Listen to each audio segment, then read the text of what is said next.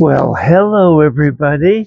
I am wanting to bring this channel to you today with blessings and hope for the future. I hope everybody's day is going good.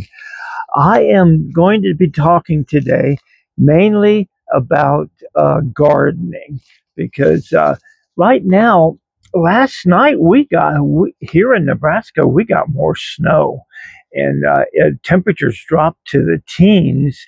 And we're supposed to be having here in the next few days a heat wave come through here where we're having temperatures rising to about 70 degrees. Some even predict some in the 80s in the next week. So we are having very bizarre weather. So it's kind of hard for me to film anything outside because today the wind is blowing, the snow is drifting all over the place, and it's just a horrible day. So I decided to do a video indoors again today. And we're going to be talking about uh, companion planting. We're going to be talking about how to control your pests in your garden when they come up here in May and June.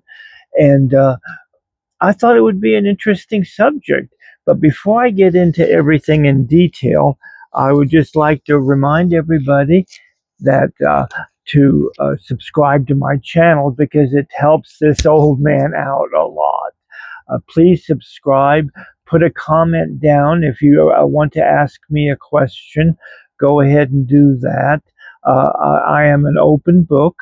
I am going to go more detail into how I live my life as a pagan, as a green witch, and as a person that is very spiritually oriented.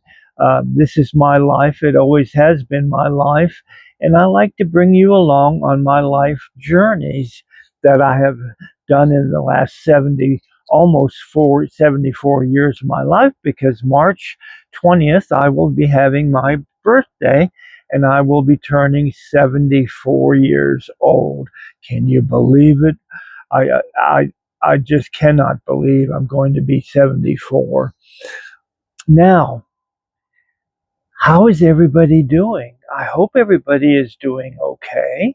I hope you're holding on, and I'm hoping that your life is getting better each day that passes. I try to stay positive in this very negative world we live in. It's a very negative world when you just turn on the TV or go through YouTube or TikTok. You're just seeing so many horrible things that it just makes you wonder where we're going as a human species on this planet. Um, I hope that everybody lives their lives in peace and joy and happiness. And I hope my channel will bring more information to you on how to do that. Uh, Today's subject matter, gardening. I know it's kind of weird to think of putting out a garden this time of the year because we have snow on the ground here in Nebraska. But everybody else on the East Coast, they are getting ready to head into spring because the spring equinox is coming up on March 20th and 21st with the advent of Ostara coming. Ostara is a pagan tradition. The Christians practice Ostara as Easter. You know it as Easter, but we as pagans call it Ostara because it's new beginnings. It's a time of year where everything wakes up from the cold winter, which I wish it would wake up here because we are still in the middle of a cold winter. Uh, it's a time that plants start coming out of the ground and start budding, and the trees start forming their buds, and the fruit trees are forming their buds. They're not opening up yet, but they're starting to form their buds. It's a great time of the year for renewal, for spiritual renewal, because I guide my life through all the four seasons that we have. And I equate it with the life cycle or the wheel of life, where you start in the spring, summer, fall, and winter. Spring being the birth, summer being the youth of life, and fall being the old age of life, and winter is the time to cut back and die in life. And then you look forward to rebirth again with reincarnation. That is the cycle that I live by, and I build my whole spiritual life around. I hope everybody is going to be planting a garden this summer, because it's going to be really important that people get out and start living a more natural life. Start living a simple life that you can enjoy and be happy with. Life sometimes has a way of just coming across as a whirlwind and whipping you away into a direction that you really don't want to be in. You need to settle down, take time out in your daily activities and your daily life to enjoy life, not to rush your life and be busy and doing 20 million things. It's sometimes important to have that personal time to where you can sit down and think about life and where your goals are and set your intentions for the day by lighting a candle early in the morning in your altar. If you're pagan, most pagans have altars in their homes. They light a candle, they light their incense, and it's a ritual that I so enjoy. And I so enjoy going through the different rituals and the different seasons that our rituals are built upon. And part of that is growing a garden, because in that garden, you have uh, the sustenance of life, I call it. This is where you can really, really improve your health by eating fresh vegetables that have not been grown in commercial gardens that are full of pesticides and full of chemicals that you do not want in your body. Those types of foods, processed foods, and produce that has been produced commercially are not good for you. You want to have your own personal garden where you know the ground, you know the nutrients that are in your ground, you know what you put into the ground, uh, so they are organic, they are healthy for you. Your body can sustain itself and keep up. The reasons mankind down through the ages has always been battling this thing about living older. If you want to live a long, long life and a long, healthy, and joyous life, you need to start listening to Grandpa and what he's saying. It is important that you grow your own produce, grow your own beans, grow your own cucumbers, grow your own potatoes, grow your own tomatoes, grow your radishes, grow your lettuces, grow your Brussels sprouts, grow your broccoli. Will grow whatever you want to grow in the garden that is organic, and your body will reward you for it. When you eat those vegetables, your body will say, "Ooh, this is exactly what I need."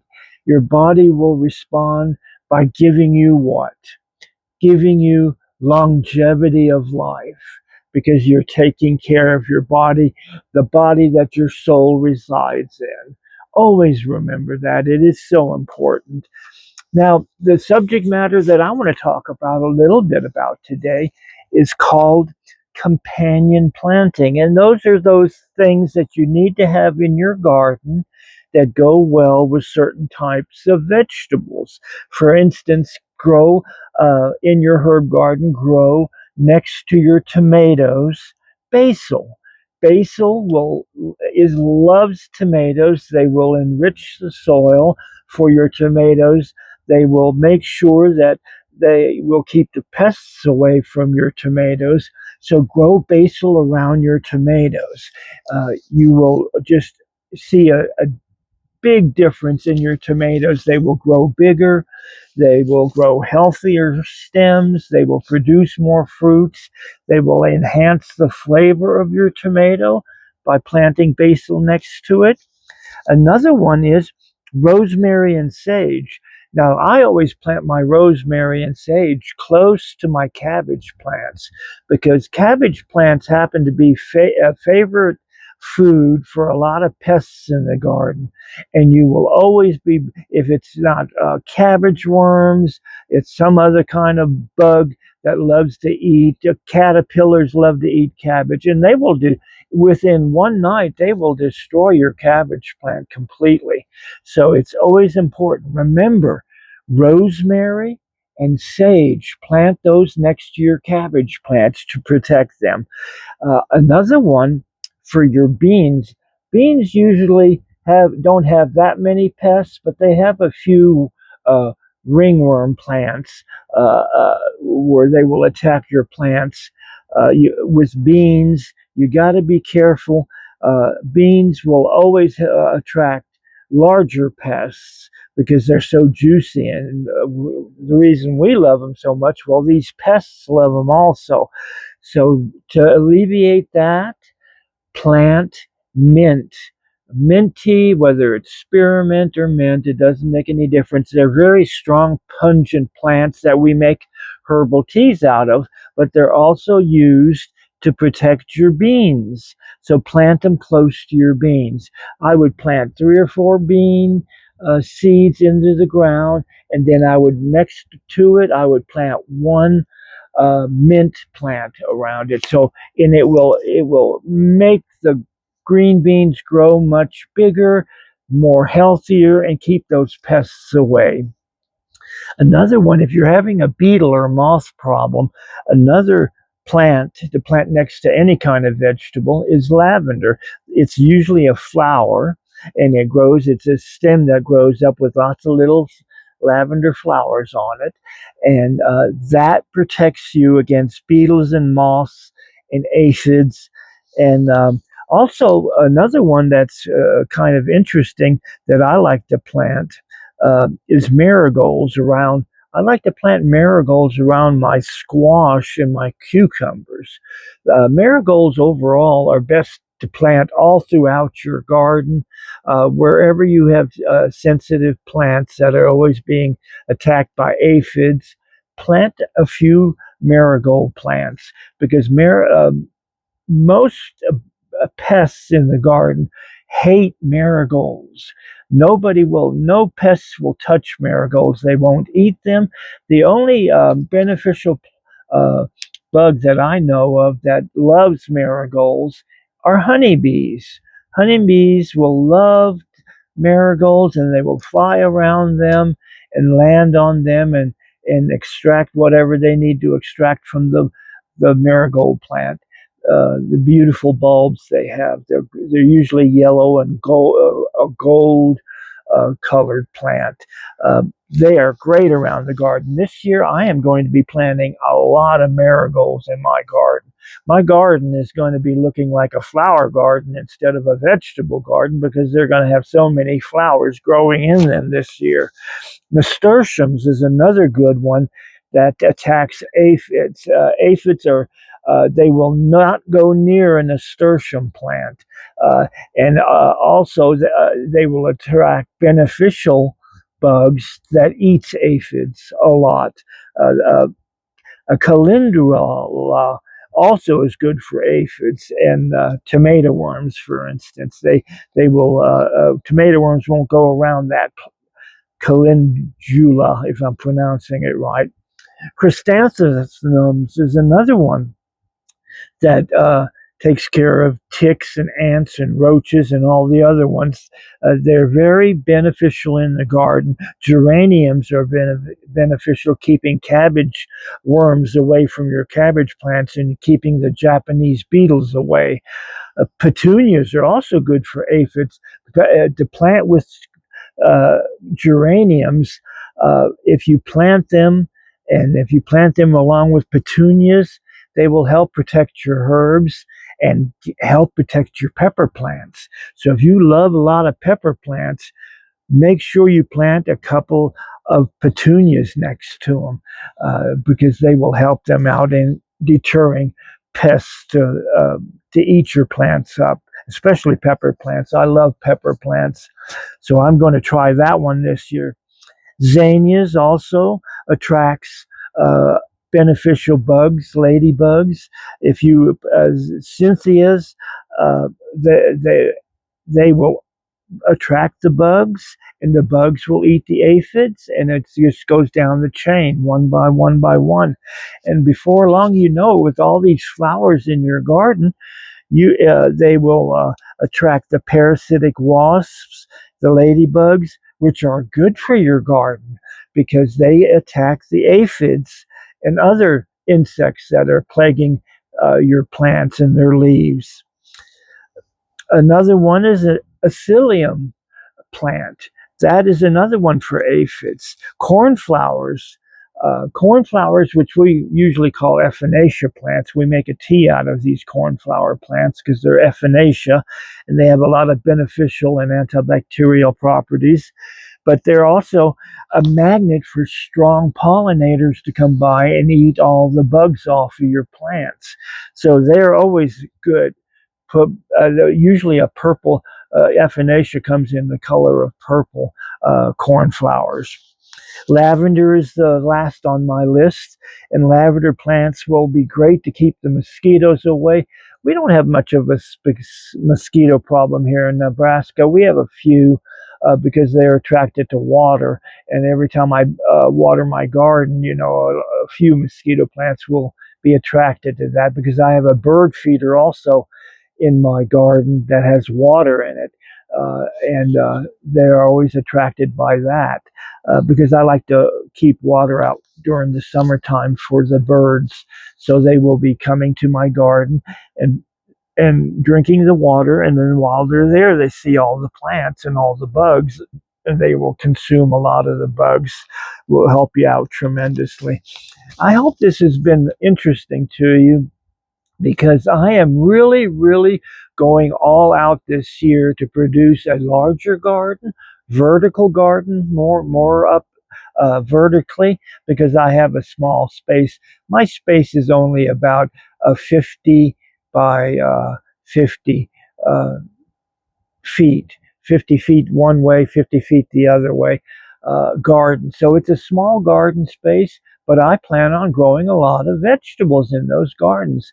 And I'm going to try these techniques along with other techniques that I am investigating right now for you, so I can bring them to my channel, to you for more information. Uh, like using copper rods in your garden to stick them in the ground to produce electrical current underneath your ground to stimulate the plant growth of plants to make them grow better. I'm going to try that this year also, and I'm going to be showing you how to do that. Hope you've had a great day today, or starting out to have a great day. I am sending blessings to everyone. If you enjoy my channel and the information I bring you, please subscribe to my channel. It helps me out so much.